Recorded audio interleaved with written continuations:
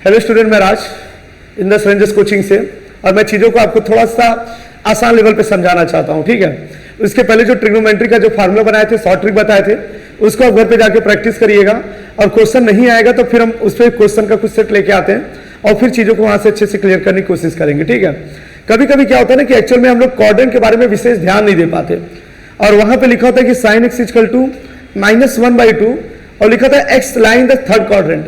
तो एक्चुअल में वो जो थर्ड क्वाड्रेंट होता है ना, हम लोग उसके बारे में बात ही नहीं करते, वहां पे छोड़ देते हैं चीजों को, लेकिन पूरी कहानी वहीं पे रहती है, क्योंकि हमको ये तो मालूम है कि x line the third quadrant, और वहां पे क्या क्या निगेटिव होता है, क्या क्या पॉजिटिव होता है, इस चीज पे हम लोग इग्नोर कर देते हैं। और क्वेश्चन में क्या, एग्जाम में क्या होता है कि वहीं पे प्लस माइनस का डिफरेंस हो जाता है। ठीक है, तो हम लोग थोड़ा उन चीजों के बारे में जानते हैं और कुछ आइडेंटिटी के बारे में अच्छे से जानते हैं कि एक्चुअल में किस तरीके से हम इसको ज्यादा अच्छे से समझ सकते हैं। ठीक है, तो कहते हैं कि एक अगर मान लेते हैं, अगर हम लोग क्वाड्रेंट बनाते हैं, ठीक है, तो ये 0 होते हैं, ये 90 डिग्री होता है, ये 180 होता है, ये 270, और ये पूरा कंप्लीट करने के बाद ये कितना हो जाता है, 360 डिग्री।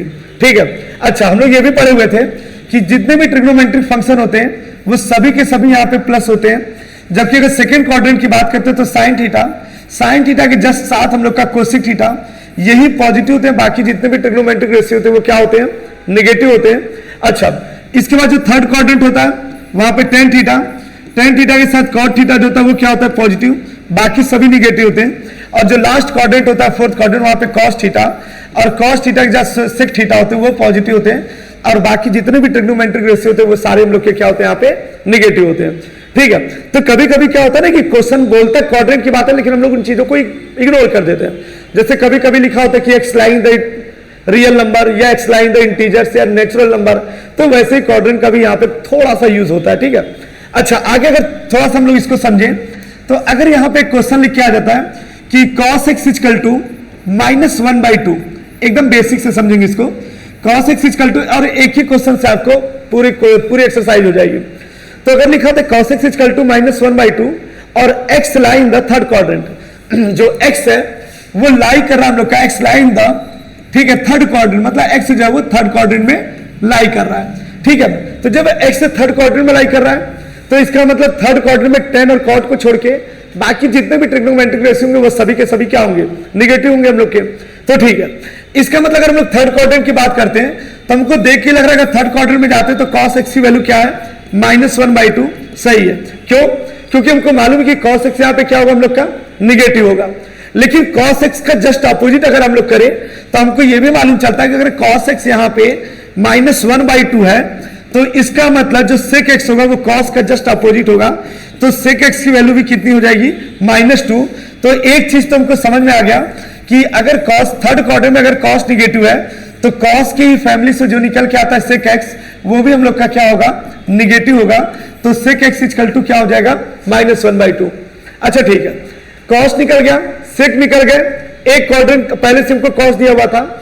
अब हम बात करते हैं साइन पे, ठीक है, और हमको मालूम है साइन भी जो होगा वो थर्ड क्वाड्रेंट में क्या होगा, निगेटिव ही होगा। तो हम लोग जस्ट यहां पे काम करते हैं, एक आइडेंटिटी इसको यूज करते हैं, sine square x plus cos square x equal to 1, और हमको मालूम है कि sine square x and plus cos x की वैल्यू -1/2 का square 1/4 equal to 1 mean sine square x equal to 1 - 1/4 equal to 3/4 mean sine x equal to plus minus √3/2। ठीक है, अब यहां से हमारे पास एक दो वैल्यू निकल के आ गई साइन एक्स की, कि प्लस √3/2 एंड माइनस √3/2। ठीक है, लेकिन प्लस √3/2 तभी होता है जब वो first quadrant and second quadrant में होता, तो हम लोग यहाँ थर्ड क्वाड्रेंट की बात कर रहे हैं, तो यहाँ पे साइन क्या होगा, निगेटिव। मतलब हमको एक चीज और मालूम चल गई कि यहाँ पे जो साइन एक्स की वैल्यू लेंगे वो क्या होगा, -√3/2। तो सीधी सी बात है, अगर साइन एक्स इक्वल टू -√3/2 होगा तो साइन एक्स का अपोजिट कोसेक एक्स जो होगा वो कितना हो जाएगा, -2 अपॉन में क्या हो जाएगा, √3। ठीक है, क्योंकि चार रेशियोज तो हम लोग के निगेटिव हो गए, बचे दो रेशियो, वो टेन और कॉट, और वो दोनों यहां पे हम लोग के क्या होंगे, पॉजिटिव होंगे। ठीक है, अच्छा, उनके ऊपर भी बात करते हैं वहां पे हम लोग। तो कहते हैं कि tan x क्या होता है, तो सीधी सी बात है कि tan x इक्वल टू हम लोग का फार्मूला क्या होता है, sin x upon cos x, और sin x की वैल्यू हमारे पास पहले से निकल चुकी है कितनी, -√3/2, और cos x की वैल्यू क्या है, -1/2, माइनस से माइनस कैंसिल हुआ, 2 से 2 मींस कितना निकल गया, √3। मतलब जो tan x होगा sin x upon cos x, sine x भी निगेटिव, कॉस एक्स भी निगेटिव, निगेटिव से निगेटिव कटा तो बचा क्या हमारे पास √3। इसका मतलब जो tan x की वैल्यू आएगी वो क्या आएगी √3, और tan के फैमिली से निकाल के आता है cot, तो जो cot x की वैल्यू होगी वो क्या होगी हमारे पास 1/√3। ठीक है, तो देखिए tan x और cot x जो थर्ड क्वाड्रेंट में था वो पॉजिटिव निकले, बाकी जितने भी ट्रिग्नोमेट्रिक रेशियो थे वो सारे के सारे हम लोग के क्या हो गए, निगेटिव हो गए। ठीक है, आप इस पे क्वेश्चन लगाइएगा, सेम ये ट्रिक, क्वाड्रेंट को देखिएगा उसके हिसाब से आप साइन लगाइएगा। ठीक है, जिस क्वाड्रेंट में जो पॉजिटिव होगा वहां पे पॉजिटिव की साइन, अगर उस क्वाड्रेंट में वो निगेटिव होगा प्लस माइनस में आएगा तो हम लोग निगेटिव की साइन को ही लेंगे। ठीक है, अब हम लोग बेसिक 3 आइडेंटिटीज की बात करेंगे, उस पर क्वेश्चन लगाएंगे, उस पर हाई लेवल तक के क्वेश्चन को भी लगाने की कोशिश करेंगे। ठीक है, सुनिए एक बेसिक सी आइडेंटिटीज हम लोग क्लास 10 से ही पढ़ते हुए आते हैं, sine square x and plus cos square x equal to में क्या होता है 1। तो sine square x plus cos square x equal to क्या होता है 1। तो अब हमें मालूम है कि sine square x plus cos square x equal to 1 होता है, तो यहां से हम लोग लिख सकते हैं क्या, sine square x equal to 1 minus cos square x, cos square x equal to लिख सकते हैं 1 माइनस साइन स्क्वायर एक्स। ठीक है, मतलब आइडेंटिटीज तो एक ही थी हमारे पास, लेकिन यहां से 2 वैल्यू हम लोग निकाल लिए, लेकिन दोनों का एंगल क्या होना चाहिए, सेम होना चाहिए। अगर यहां भी a है तो यहां भी a ही होना चाहिए, अगर यहां पर b है तो दूसरा एंगल भी क्या होना चाहिए, b होना चाहिए। तो एक चीज तो हम लोग बेसिक से समझ गए, जो 10th वगैरह में भी हम लोग पढ़े कि sine square x plus cos square x equal to क्या होगा 1। अच्छा, इसी से 2 आइडेंटिटीज और निकल के आती है। पहली आइडेंटिटीज क्या होती है कि अगर हम लोग दोनों को कॉस स्क्वायर एक्स से डिवाइड कर दें तो ये हो जाएगा 1 plus tan square x equal to sec square x. क्या होगा 1 plus tan square x equal to sec square x. ठीक है, अच्छा आगे देखते हैं एक सेकंड के लिए। इसका मतलब 1 plus tan square x equal to sec square x होगा, तो इसी से रिलेटेड एक सेकंड थर्ड आइडेंटिटीज आ जाती है 1 plus cot square x equal to cosec square x. ठीक है, बहुत इंपॉर्टेंट है, एक्चुअल में हम लोग इन चीजों पे ध्यान नहीं देते लेकिन ये बड़े इंपॉर्टेंट होते हैं। ठीक है, लेकिन वो साइन स्क्वायर एक्स से जो plus cos square x equal to 1 वो बेसिक कंसेप्ट होता है। ठीक है, अब इसको देखिए कैसे लिख सकते हैं, sec square x minus tan square x equal to में क्या हो सकता है 1 को ये रखे, tan को इधर भेज दिए, या हम लोग इसको ऐसे भी लिख सकते हैं a square minus b square, तो sec x minus tan x, second bracket में क्या हो जाएगा sec x plus tan x. ठीक है ना, इक्वल टू में क्या हो जाएगा 1। तो हमको एक चीज यहां से मालूम चल गई कि अगर sec x minus tan x equal to 1 मतलब a square minus b square, अगर sec x plus tan x को अगर k लेट कर लें तो इसका मतलब sec x minus tan x की वैल्यू कितनी हो जाएगी 1 बाई क्या हो जाएगी k। कैसे निकला हम लोग को आसानी से समझ में आ रहा है, क्योंकि sec x plus tan x को अगर हम लोग k लेट करते हैं इनटू में sec x minus tan x equal to 1, तो हम लोग को देख के यहां से समझ में आ जा रहा है कि sec x minus tan x की जो वैल्यू होगी वो किसके बराबर होगी 1 बाई k के। सुनिए sign square x plus cos square x easy होता है, वो आसान होता है, लेकिन यहां से हम लोग कुछ क्वेश्चन को आसानी से बना सकते हैं क्योंकि हमारे पास एक ही वैल्यू दी होगी sec x plus tan x या sec x minus tan x.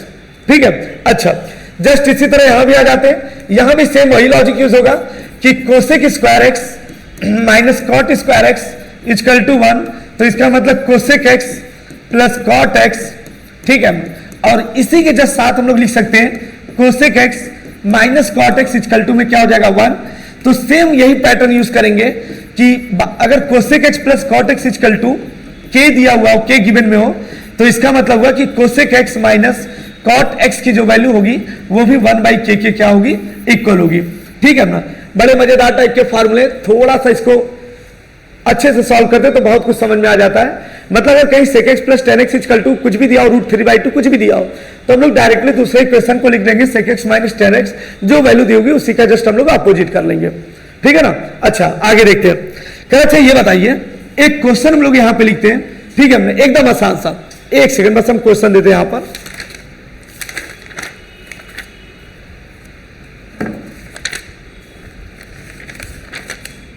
ठीक है, एक बेसिक सा फॉर्मूला लिखते हैं हम लोग यहां पे, कॉट एक्स क्वेश्चन है ये हमारे पास, cot x plus cosec x, cot x plus cosec x and minus 1, cot x plus cosec x minus 1 and divided by cot x minus cosec x divided by cot x minus cosec x. ठीक है, divided by cot x minus cosec x plus 1। ठीक है, अब हमारे पास चार option होंगे। अब देखिए अगर हम लोग किसी भी एग्जाम के बेसिस पे अगर इसको तैयार कर रहे हैं तो ये नहीं कि इसका एक लंबा चौड़ा पूरा मेथड लगा दे, नहीं, हम लोग को काम ऐसा करना है ताकि चीजें थोड़ी और जल्दी आसान हो जाए। ठीक है, उसके लिए हम लोग क्या पढ़े कि देख रहे cot x plus cosec x minus 1 and cot x minus cosec x भी दिया हुआ है, मतलब एक प्लस में तो दूसरा क्या है माइनस में। और पीछे जस्ट हम लोग एक यहाँ पे आइडेंटिटीज पढ़े थे कि अगर cosec x plus cot x equal to k होगा तो cosec x minus cot x की वैल्यू किसके बराबर होगी 1/k के। इसको देखते हैं हम लोग, एक काम करते हैं कि cot x plus cosec x को क्या लेट कर लेते हैं हम लोग t, कितना लेट कर लिए t। तो इसका मतलब जब cosec x plus cot x equal to t होगा तो कोसेक x माइनस जो cot x की वैल्यू होती है वो कितनी हो जाएगी 1/t हो जाएगी। सीधी बात है ना, अभी हम लोग पीछे आइडेंटिटी में भी इस चीज को देखे हैं। ठीक है, अच्छा आगे देखते हैं, माइनस कॉमन ले लें यहां से और माइनस को उधर भेज दें तो ये कितना हो जाएगा cot x minus cosec x equal to में कितना आ जाएगा -1 अपॉन में क्या हो जाएगा t, कितना आएगा -1 t। ठीक है, अब देखिए क्वेश्चन कैसे सॉल्व करते हैं इसको थोड़ा अच्छे से। cot x plus cosec x equal to क्या लेट किए t, माइनस में क्या हुआ 1, cot x minus cosec x किसके इक्वल हो गया -1/t के, -1/t एंड प्लस में क्या हो गया 1, ऊपर देख के लग रहा है कितना है t -1, जस्ट एलसीएम ले लें कितना हो जाएगा -1 plus t divided by t को ऊपर भेज दें, t -1 प्लस t दोनों कैंसिल हो गया, बचा क्या t लेट किसको किए थे हम लोग cot x, कितना लेट किए थे cot x plus cosec x, और हम लोग को यह भी मालूम है कि cot x को लिख सकते हैं cos x अपॉन में क्या हो जाएगा sin x, जबकि कोसेक x को क्या लिख सकते हैं 1 अपॉन में sin x, मतलब फाइनल आंसर हमारा हो जाएगा cos x अपॉन में cos x प्लस 1 अपॉन में कितना हो जाएगा sin x। ठीक है, लेकिन अगर वही हम लोग नॉर्मल मेथड से करते तो ये पेज का सवाल हो जाता, बार बार हम लोग को चेंज करना पड़ता, फिर इधर उधर ऑपरेशन करना पड़ता। इससे अच्छा है कि हम लोग यहाँ पे कुछ टी वगैरह मान लेते तो हम लोग के क्वेश्चन जो वो जल्दी सॉल्व हो जाएंगे। ठीक है, अच्छा एक क्वेश्चन इसके ऊपर और देख लेते हैं, जनरली बहुत आसान क्वेश्चन है वो भी, सुनिए 1 मिनट बस सुनिए। लिखे sec a plus 10 equal to p, एक क्वेश्चन यहां पे दिया हुआ है sec a plus 10a equal to p। ठीक है, सेम पैटर्न का क्वेश्चन दिया है, तो कह रहे sec a plus 10 equal to p, तो find the value of sin a। तो कह रहे sin a की वैल्यू क्या होगी, हमारे पास 4 ऑप्शन भी है, first second third and fourth. First option लिखा हुआ है p square minus 1 upon p square plus 1, second option है p square plus 1 upon p square minus 1, third option है p अपॉन 2p माइनस 1 और p square upon p square plus 1। ठीक है, अब सुनिए, फिर वही पुराने मेथड को नहीं, कुछ नया दिमाग लगाते हैं, क्योंकि अभी जस्ट हम लोग आइडेंटिटीज में ये चीज पढ़े थे कि sec a plus 10a equal to p, तो इसका मतलब sec a minus 10 equal to क्या लिख सकते हैं इसको 1 अपॉन p। जस्ट पीछे जाते हैं, देख के हम लोग और थोड़ा और पीछे आते हैं यहाँ पे, तो देख के लग रहा है sec x प्लस 10x अगर p होगा तो sec x माइनस 10x को क्या लिख सकते हैं 1 upon p, sec square minus 10 square equal to 1 वाले आइडेंटिटीज से ये आ जाता है। अच्छा आगे देखते हैं, तो फिर जस्ट यहां से काम करते हैं कि 10a से 10a को कैंसिल करें, sec a plus sec a कितना हो जाएगा 2 इंटू sec a, और इसे क्या लिख सकते हैं p प्लस 1 अपॉन p। आगे वैल्यू किसकी पूछ रहा है sin a की, तो हम लोग जस्ट इसको ये कितना हो सकता है p square plus 1 divided by p, और यहां से 2 को नीचे भेज दें तो ये हो जाएगा sec a equal to p square plus 1 and upon में कितना हो जाएगा 2p। ठीक है, मतलब sec a की वैल्यू निकल गई। अब हम लोग यहां से इसको क्या लिख सकते हैं cos a इक्वल टू कितना हो जाएगा 2p अपॉन में कितना हो जाएगा p स्क्वायर प्लस 1। अगर cos से पूछता तो हम लोग आसानी से लिखते हैं इसकी वैल्यू क्या होगी 2p अपॉन में p स्क्वायर प्लस 1।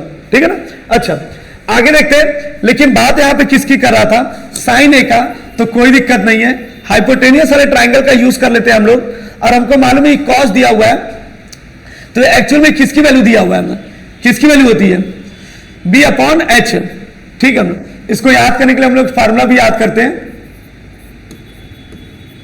ठीक है, तो cos की अगर बात करता है तो बेस अपॉन हाइपोटेनियस, बेस कितना है 2p, हाइपोटेनियस कितना होगा हम लोग का p स्क्वायर प्लस 1, तो इसका मतलब में निकालना क्या होगा परपेंडिकुलर, तो हाइपोटेनियस का स्क्वायर इक्वल टू क्या होता है परपेंडिकुलर का स्क्वायर प्लस बेस का स्क्वायर। हाइपोटेनियस की वैल्यू कितनी दी हुई है p स्क्वायर प्लस 1 का whole square equal to p square कितना दिया हमारे पास 4p square and plus b square, तो ये कितना आएगा p to the power 4 plus 1 plus 2p square, इसको इधर ले आए minus 4p square equal to b square, ये कितना हो जाएगा p square p to the power 4 minus कितना होगा minus 2p square plus 1 equal to b square. तो हम लोग इसको डायरेक्ट लिख सकते हैं b square equal to p square minus 1 का होल स्क्वायर, मींस b की वैल्यू जो निकल के आएगी वो p स्क्वायर माइनस में क्या होगी 1। ठीक है, बस अब देखिए थोड़ा बहुत कैलकुलेशन ये समझाने में पता समझ आ रहा है, नहीं तो चीजें ये बहुत आसान है। ठीक, अच्छा आगे देखते हैं, वैल्यू किसकी पूछा था साइन ए, और साइन ए का जो फॉर्मूला था वो क्या होता है p अपॉन एच, तो जो p की वैल्यू आई है वो कितनी आई है, p इक्वल टू कितना था हमारे पास, सॉरी ये यहां पे हम लोग बेस की वैल्यू निकाल रहे थे, बेस अपॉन हाइपोटेनियस, तो यहां पे हम लोग इसको p लिख देते हैं p स्क्वायर, ये भी हो जाएगा हम लोग का p स्क्वायर परपेंडिकुलर। ठीक है, ये भी परपेंडिकुलर की वैल्यू होगी। ठीक है अपना, अब सुनिए, तो परपेंडिकुलर हमारे पास कितना आया p स्क्वायर माइनस 1। ठीक है, और जबकि हाइपोटेनियस हमारे पास कितना दिया हुआ था p स्क्वायर प्लस कितना था 1, तो हम लोग यहां से भी इस वैल्यू को आसानी से निकाल सकते हैं। ठीक है, तो एकदम आसान है, कुछ नहीं है। ठीक है, अगर इसी पे cosec x plus cot x आता है तो हम लोग cosec x minus cot x भी निकाल सकते हैं। इस तरह के जितने भी क्वेश्चन होंगे हम लोग यहां से बना लेंगे। ठीक है, अगली जब क्लास होगी तो वहां पे कुछ और नए आइडेंटिटीज को लाएंगे और मजेदार तरीके से पढ़ा जाएगा। ठीक है, चलिए ओके, थैंक यू।